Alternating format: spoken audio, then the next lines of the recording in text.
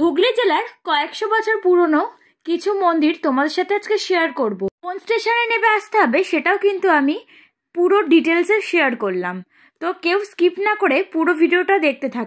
নমস্কার, নতুন একটা ভিডিওতে সবাইকে স্বাগত জানাচ্ছি। আমি আজকে কিন্তু বাপের বাড়ি যাচ্ছি। আমার যেহেতু ঘুরতে এসছে, তো ভাবলাম যে সবকটা মন্দিরই একটু দেখিয়ে দিই। অবাক করবো না, শুরু করি। আমি কিন্তু বাড়ি গিয়ে চলে গিয়েছিলাম মেলাতে। তো এই মেলাটা কিন্তু ডিসেম্বরেই হয় আর বছরে একবারই হয় আর কি। মেন গেট এখান থেকেই কিন্তু মেলাতে প্রবেশ করতে হবে।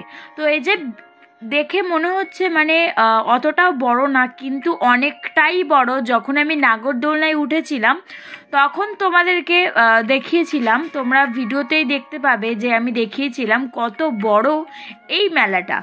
বিশাল বড় জায়গা নিয়ে মেলাটা। আর এই মেলার প্রধান আকর্ষণ এবার বছরের 2024-এর এই নাগরদোলনাটি প্রচুর কিন্তু ভাইরাল হয়েছিল। তোমরা অবশ্য অনেকের ভিডিওতে এই নাগরদোলনাটি দেখেছো।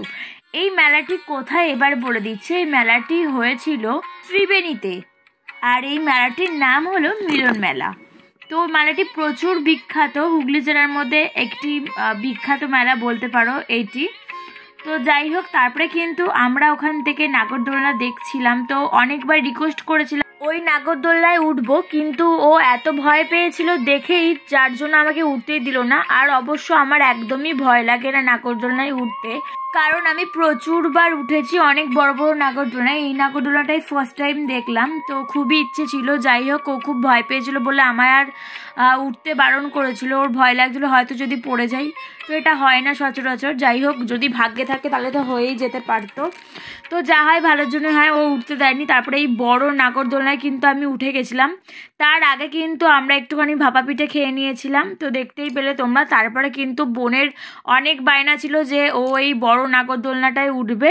তো ওর বায়না রাখার জন্য আমরাও উঠে পড়লাম, মানে আমরা বলতে আমি আর বোনই উঠেছিলাম। এই যে দেখতেই পাচ্ছ। এই বড় নাগরদোলনায় উঠে কিরকম এক্সপেরিয়েন্স? ভয় লাগছে। ভয় লাগছে কেন? ভয় লাগছে কারণ আমরা অনেক উঁচুতে উঠে গেছি। এখান থেকে তোমরা দেখো মেলাটা কত বড়, তোমরা না দেখলে বুঝতে পারবে না। মানে এতগুলো গেট যে হারিয়ে যাবে, যে কোথা থেকে এসছো আর কোথা থেকে বেরোবে সেটাই বুঝতে পারবে না। তোমরা এখানে বুঝতেই পারছো বিশাল বড় এই মেলাটা। আর দেখো নিচে মামারা সবাই দাঁড়িয়েছিল, আর কত ছোট ছোট লাগছিল সবাইকে। আমরা অনেকটা উঁচুতে উঠেছিলাম যেহেতু, এর জন্য কিন্তু সবাইকে ছোট ছোট লাগছিল। আর বিশাল এবার অনেক বড় বড় নাগরদোলনা এসেছিল, খুব দারুণ লাগছিল। আমার তো দারুণই লাগলো।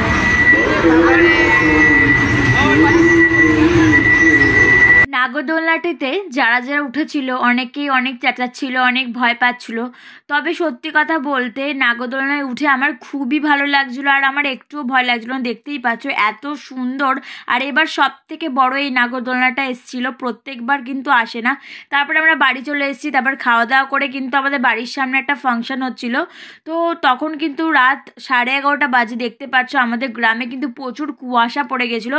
আমি যেহেতু বাপের বাড়ি গিয়েছিলাম আর মেলাটাও ত্রিবেণীতে হচ্ছিল, তো তারপরে আবার বাড়িতে চলে এসেছিলাম। বাড়িতে এসে কিন্তু আবার চলে গেলাম এই যে ফাংশানে। তো জি বাংলা সারেগামাপায়ের দুজন এসেছিলেন, তো সেখানেই গিয়েছিলাম। তো বেশিক্ষণ আর থাকিনি, তারপরে কিন্তু সকাল হয়ে গিয়েছিল। রাতে আর কন্টিনিউ করতে পারিনি কিছু, তারপরে ঘুমিয়ে পড়েছিলাম।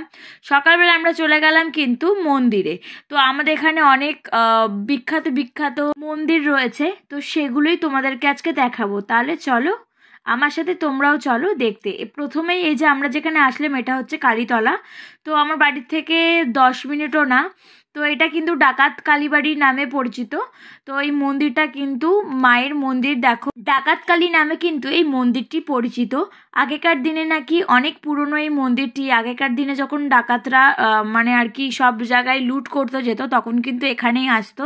তো এটা আমার শোনা কথা। এই যে মায়ের কাছে একটা ডাকাত গলিও আছে, তো ওই গলি থেকেই নাকি যেত। সন্ধ্যের পর নাকি ওই গলির থেকে আর কেউ যেত না, মানে সাধারণ মানুষরা আর কি যেত না, ডাকাতরা যেত। তার জন্য কিন্তু ওই রাস্তাটি ডাকাত গলি নামে কিন্তু পরিচিত ছিল।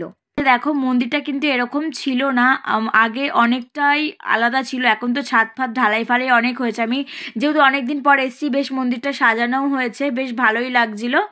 এই যে আমি ঘন্টাটা একটু বাজিয়ে নিলাম।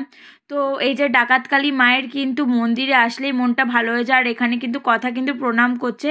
আর এই গল্পটা আমার একদমই শোনা গল্প, জানি না কতটা সত্যি কতটা মিথ্যে। তো পৌরাণিক কাহিনী, কিন্তু আমি জানি না এর সত্যতা কতটা। তো আমি যতটুকু গল্প শুনেছিলাম তো ঠাকুমার কাছে, মানে আমার ঠাকুমা যখন বেঁচে ছিলেন তখন গল্পটা করেছিলেন, তো তখনকার গল্প। যাই হোক, এবার দেখো যেই গেটটা তোমাদেরকে দেখাচ্ছে, এই গেটটা ছিল না, এই গেটটাও নতুনই করা হয়েছে। যাই হোক, আমি কিন্তু এগুলো সব ঘোরাতে নিয়ে যাচ্ছি মামাদেরকে। তো মামারা আমাদের বাড়িতে এসেছিলেন, তো তার জন্য কিন্তু সবাইকে আমাদের এখানকার অনেক অনেক মন্দির ছিল, তো সেগুলোই দেখাচ্ছিলাম। আর দেখো দূর থেকে এত ভালো লাগছিলো। তারপরেই কিন্তু চলে এলাম ত্রিবেণী ঘাট। ত্রিবেণী ঘাটের নামটা কিন্তু অনেকেই শুনেছো তোমরা, তো তার কারণ এটা একটা কাহিনী আছে। সেই কাহিনীটা কি জানো? পৌরাণিক আরও একটি কাহিনী আছে। সেই কাহিনীটি কি? সেই কাহিনীটি হলো বেহুলা লক্ষীন্দরের কাহিনী। তো সেই কাহিনীরই একটি পার্ট হলো ত্রিবেণী ঘাট। তো এই ত্রিবেণী গঙ্গার ওপর থেকেই কিন্তু গিয়েছিলেন বেহুলা লক্ষীন্দর। ত্রিবেণী ঘাটটি কিন্তু খুব পবিত্র স্থান বলে কিন্তু মনে করা হয়। আর তার পাশেই কিন্তু রয়েছে শ্মশান, ত্রিবেণী শ্মশান। প্রচুর দূর দূর থেকে কিন্তু এখানে আসে ত্রিবেণী শ্মশানে তো দেখতে, আর খুবই পবিত্র কি বলবো। আর ত্রিবেণী ঘাটটাও এত সুন্দর করেছিল, প্রচণ্ড সুন্দর করেছিল। এত সুন্দর ছিল না, এখন বাঁধিয়েছে ঘাটটা, আরও সুন্দর লাগছিল। তারপরে কিন্তু আমি শাখা পরে নিলাম, কারণ এখানে কারখানা রয়েছে ত্রিবেণীতে। তো ত্রিবেণীতে দামটাও প্রচণ্ড কমই শাখার, তার জন্য আমি শাখাটাও পরে নিলাম। আর এখানে কিন্তু কারখানাতে একদম ভালো করে দেখেও কিন্তু নেওয়া যায়, তো তার জন্য কিন্তু আমি ওখান থেকেই নিয়েছিলাম, যেহেতু আমার বাড়ির সামনেই। তারপরে আমরা চলে গেলাম কিন্তু ঝাউতলা কালীবাড়ি। এটাও কিন্তু খুব পুরনো একটি মন্দির।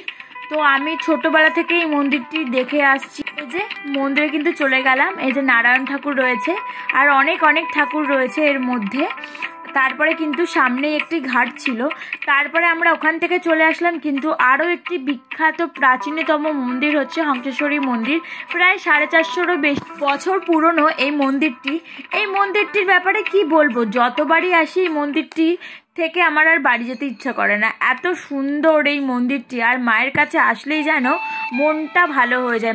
মা হংসেশ্বরীর কাছে একটাই চাওয়া, সবাইকে যেন ভালো রাখে আর নিজেও যেন ভালো থাকে। বরমশাই, কথা, মামা সবাইকে নিয়ে কিন্তু এলাম হংসেশ্বরী মন্দির। দেখাচ্ছিলাম যে ব্যাপারেও বলছিলাম এত সুন্দর এই মন্দিরটি। আর এত দূর দূর থেকে সবাই আসে। আর একটা বড় ব্যাপার জানো তো, যখন আমরা এই মন্দিরে আসলাম তখন কিন্তু মায়ের পুজো হচ্ছিল। আর যদি দেরি করতাম মায়ের কিন্তু মেন যে গেটটা সেটা বন্ধ করে দিত, মানে মাকে আর দেখতে পেতাম না। দেখো এই যে মাকে কিন্তু যখন পুজো করা হচ্ছিল তখন কিন্তু আমরা এসেছিলাম, আর ওই যে এক্ষুনি গেটটা ওই দেখো বন্ধ করে দিচ্ছিল। তো মায়ের যদি লীলা না থাকে মাকে কিন্তু দর্শন করা একদমই সম্ভব না। মায়ের যদি ইচ্ছা না থাকে মাকে কিন্তু আমি দেখতে পেতাম না। মায়ের ইচ্ছা ছিল তাই কিন্তু মাকে আমি দেখতে পেয়েছি। আর এখানে কথার কাণ্ড দেখো, শুধু নম করেই যাচ্ছে, শুধু নম করেই যাচ্ছে। সবসময় ও মাকে শুয়ে নম করছে, বসে নম করছে, দাঁড়িয়ে নম করছে, শুধু নম করে যাচ্ছে, মায়ের কাছে দৌড়ে দৌড়ে ছুটে যাচ্ছে। আর এই যে মন্দিরটা একবার ভালো করে তোমাদেরকে দেখিয়ে দিই দেখো। আর বরমশাইকেও একবার দেখিয়ে দিলাম, ও অনেকবার এসছে আমার সাথে। তো ওরও এই মন্দিরটি খুবই পছন্দের একটি জায়গা আর খুবই ভালো লাগে। এই মন্দিরটি ভালো করে দেখার পর আরও অনেক মন্দিরই ছিল, কিন্তু আমার আর টাইম হয়নি, কারণ আমাদেরকে আবার বাড়ি ফিরতে হতো। আমি যেই মন্দিরগুলো দেখালাম সবই কিন্তু হুগলি জেলার মধ্যেই এই মন্দিরগুলো রয়েছে, তোমরা কিন্তু সার্চ করে দেখতেও পারো। যাই হোক, ট্রেনের সময় হয়ে গেছে, মাকে টাটা বাই বাই করে আরও একবার ভালো করে চারিপাশটা দেখার পরে কিন্তু আমরা কিন্তু চলে আসলাম। ট্রেন থেকে নেমে কিন্তু এই যে রিক্সাতে চেপে পড়েছি। আর এই একটা এক্সপিরিয়েন্স একদম দারুণ ছিল রিক্সাতে। ওফ, ভালোবাসার মানুষটা আবার পাশে। একদিনে কিন্তু ঘোরার জায়গাগুলো হেভি। সকালবেলা বেরোলে কিন্তু দুপুরের মধ্যে তোমাদের এই সবকটা জায়গায় কিন্তু ঘোরা হয়ে যাবে। Adisaptagram station, Tribeni station, Bansberia station, যে স্টেশনেই নামো না কেন এই সবকটা জায়গাগুলো কিন্তু তোমরা ঘুরতে পারবে। টোটো রিজার্ভ করে কিন্তু তোমরা বললেই কিন্তু সবকটা জায়গা তোমাদেরকে ঘুরে দেখিয়ে দেবে। বাড়ি এসে কিন্তু গরম গরম খাবার। আমাদের কার কার ইলিশ মাছ খেতে ভালো লাগে সেটা কিন্তু অবশ্যই কমেন্ট করে জানিও। আর ইলিশ মাছের মাথা খেতে তো আমার দারুণ লাগে সত্যি কথা বলতে। আর মাথাটা এত বড় ছিল না, কি বলবো। যাই হোক, আজকের ভিডিওটা কেমন লাগলো বলো। টাটা সবাইকে, সবাই ভালো থেকো।